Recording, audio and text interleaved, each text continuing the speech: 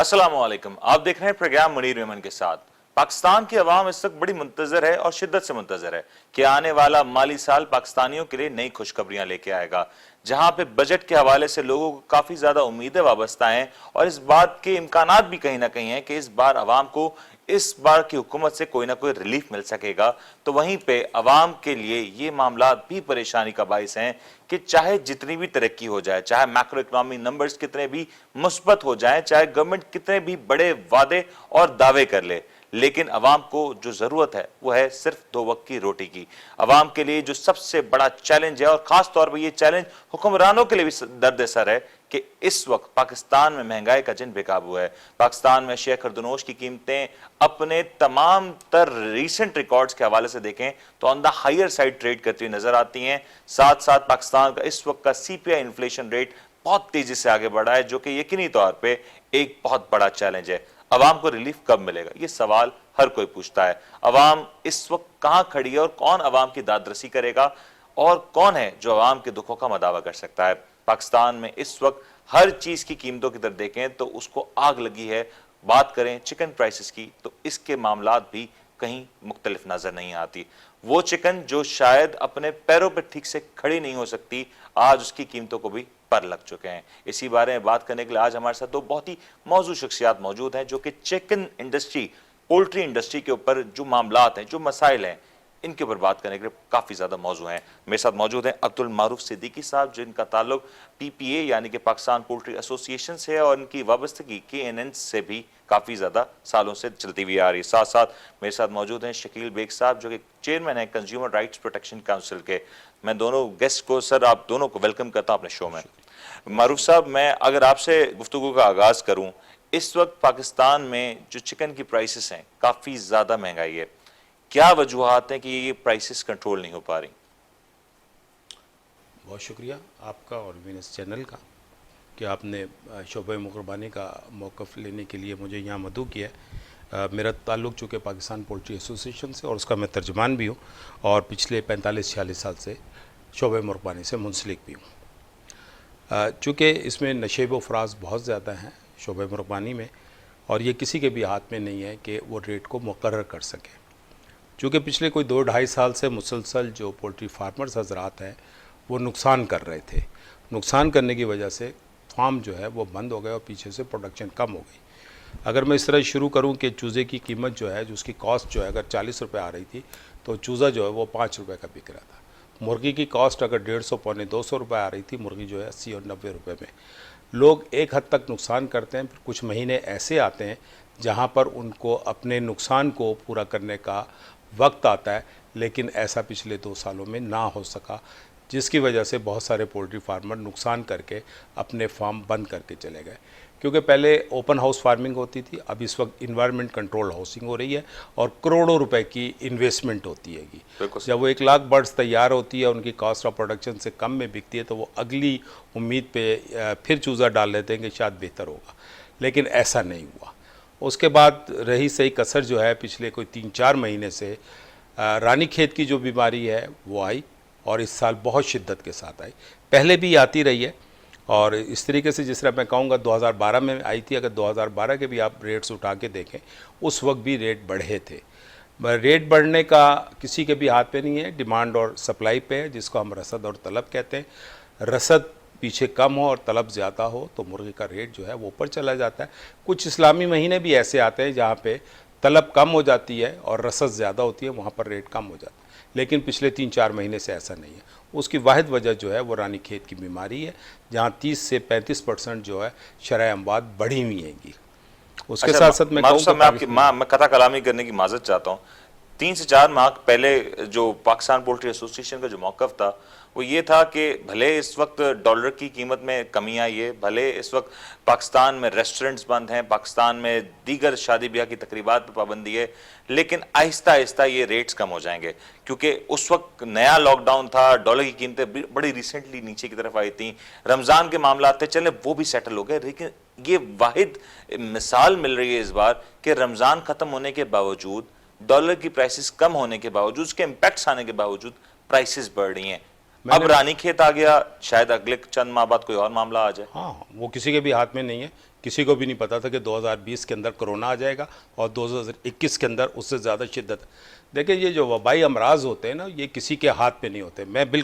मैंने कुछ चैनल्स में कहा था कि रमज़ान के अंदर मुर्गी का रेट जो है वो नीचे आ जाएगा। जो हमें पीछे प्रोडक्शंस नज़र आ रही थी, जो प्रोडक्शंस आ रही थी, उसका जो हमने अंदाज़ा लगाया था वो यही था। लेकिन एक नागानी आफत आई। आप कहीं से भी इसको सर्वे करवा लें, लोगों के पास 30-35% जो है वो शरह अमवात बढ़ी हुई है। और ये छोटे चूज़ों में अगर कहते हैं तो मेरे पास इस वक्त में यहाँ तस्वीरें भी मौजूद हैं और पूरा का पूरा जो है ना मेरे पास रिकॉर्ड है। डॉलर से बिल्कुल ताल्लुक़ है, लेकिन डॉलर से वो ताल्लुक़ नहीं है कि अगर किसी चीज़ की फीड की कीमत बढ़ी है तो हम बढ़ा दें। ऐसा मुमकिन नहीं होता, ऐसा मुमकिन नहीं होता। हमारे पास सिर्फ मकई और चावल लोकल है, बाकी सारी चीज़ें बाहर से आती हैं। लेकिन हम रेट नहीं बढ़ा सकते उस वक्त तक जब तक कि हम ये देखें ना, हम खुद भी नहीं बढ़ा सकते। अगर हम करें तो ये 500 रुपये से रेट जो आपने 700-800 रुपये, ये रेट नहीं है। बहरहाल जो आपने रेट यहाँ पे लिखे में ये रेट नहीं है, रेट दूसरे हैं जो कम है, बहुत कम है। आपने लिखा कि रिटेल 350 में हो रही है, 350 में ज़िंदा मुर्गी कहीं नहीं हो रही। जहाँ पर भी हो रही है वो मुर्गी की कीमत आज भी 328, 325 रुपये से लेके 330 रुपये तक है। बहरहाल वो कहीं ना कहीं आपके नुमाइंदे गए होंगे, ले लिया होगा किसी दुकान से, वो होगा। वो ऐसा नहीं है कि जो बोनलेस भी जो है ना वो 800 रुपये किलो नहीं है, वो 700 से ऊपर हो नहीं सकता। अच्छा, जो वो होता है, मैं जो बिल्कुल हकीकत बयान करूँगा, चूँकि हमें नहीं पता था कि ये रानीखेत की बीमारी, और ये हमारे यहाँ नहीं पूरी दुनिया में आती है।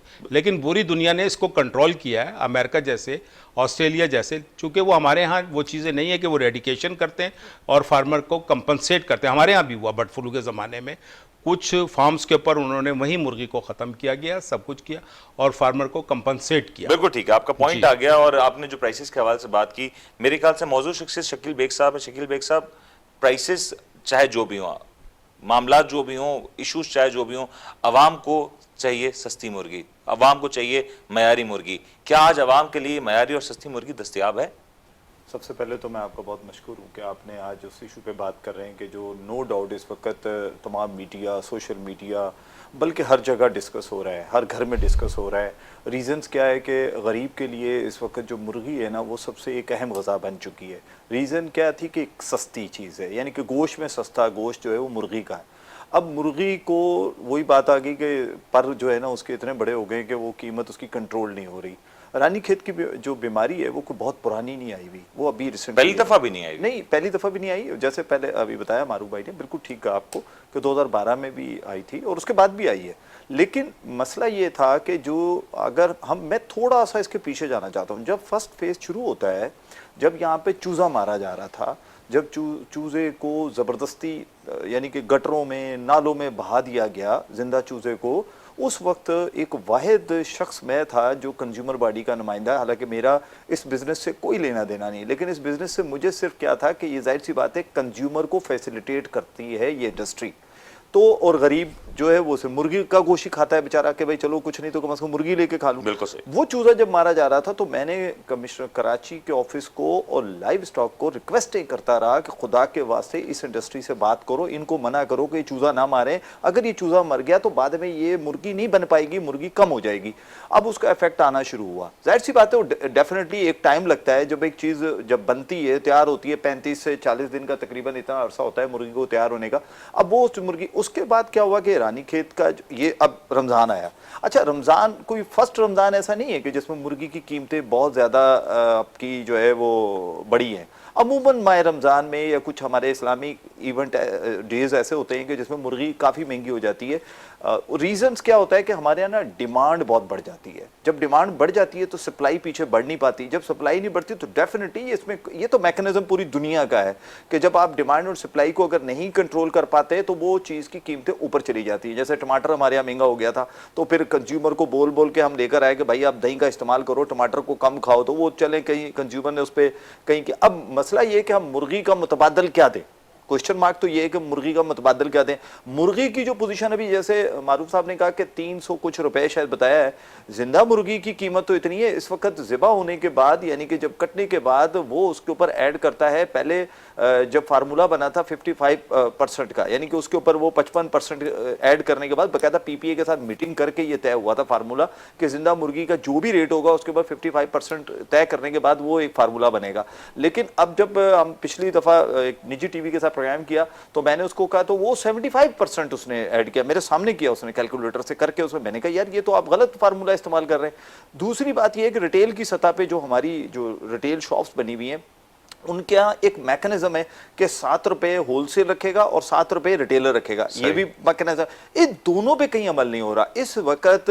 जितने की भी मुर्गी दे रहा है, होलसेलर कह लें या जो भी आड़ती कह लें या मिडल मैन कह लें, जो भी इसके अंदर इन्वॉल्व है, वो उसके ऊपर 50 रुपए, 40 रुपए, 30 रुपए से कम मार्जिन नहीं रखता है। रिटेल की सतह की मैं बात कर रहा हूँ, क्योंकि जब मैं उसकी पर्चियां देखता हूँ, जब कभी हम मजिस्ट्रेट के साथ जाते हैं तो उसको जब वो तो पर्चियां दिखाता है, तो उस पर्ची पे फिर हम उसको बोलते हैं कि यार ये तो तुम्हें इतने की पड़ रही है, तुम कैसे ये इतने की बेच रहे हो। लेकिन शकील साहब, जब आप मजिस्ट्रेट के पास साथ जाते हैं तो आज कराची में कितने % शॉप्स ऐसी हैं जिन पे रेट लिस्ट आवेज है? सर पहली बात यह है कि इधर मैं बहुत अफसोस के साथ कहूंगा, मैं खुद कंज्यूमर राइट्स को देख रहा हूं, इसके अलावा मेंबर हूं कमिश्नर कराची की टास्क फोर्स का भी, लेकिन मुझे अफसोस के साथ कहना पड़ता है जो कमिश्नर कराची की जो लिस्ट है उसमें 214 रुपए kg लिखा हुआ है और वो किसी सूरत किसी नहीं अवेलेबल हो सकती है। रीजन क्या है कि 214 रुपए में जब हम जाते हैं उसके पास, तो वो उठाता है बेचारा, वो अपना जो उसने खरीदी है जिससे, वो उसकी पर्ची हमारे हाथ में पकड़ा देता है कि जी मैंने इतने की ली है। अब वो डेफिनेटली उस पर 50-60 रुपए एक्स्ट्रा बेच रहा है, वो एक अलग बात है,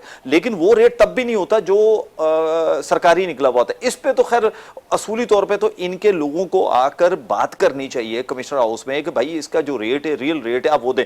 होता क्या है कि यहाँ पर ना 2-3 लड़ाइयाँ चल रही हैं। एक फोन आता है हमारे पास होलसेल वालों का, वो कहते हैं कि जनाब जो पीपीए रेट देती है इससे हमारे 5 रुपए कम है, पीपीए को मना करेंगे अखबार में। ये पिछले काफी अरसे से एक अजीब फड्डा चल रहा है, लेकिन ये 3 रुपए 4 रुपए का अपनी जगह। रिटेल की सतह पे कंट्रोल रेट नहीं है हमारे, चाहे वो सरकारी नर्ख हो चाहे वो उसके अपने नर्ख हो, क्योंकि ना तो उसको कोई समझाने वाला है ना कोई उसको बताने वाला है। क्योंकि पीपीए कहती है, पीपीए का मौकफ ये होता है हमेशा से कि हम बस जो पोल्ट्री जो फॉर्म्स हैं उस हद तक हम करते हैं, ये रिटेल की सतह पे हमारा कोई कंट्रोल्ड नहीं। बिल्कुल बिल्कुल, आपका पॉइंट आ गया कि अगर ये मामला इस हद तक, अगर ग्राउंड लेवल तक नहीं जाएगा तो कहीं ना कहीं बेज़ाब्तगी होगी। लेकिन मारूफ साहब, मैं ब्रेक पे जाने से पहले एक सवाल छोड़े जाता हूं।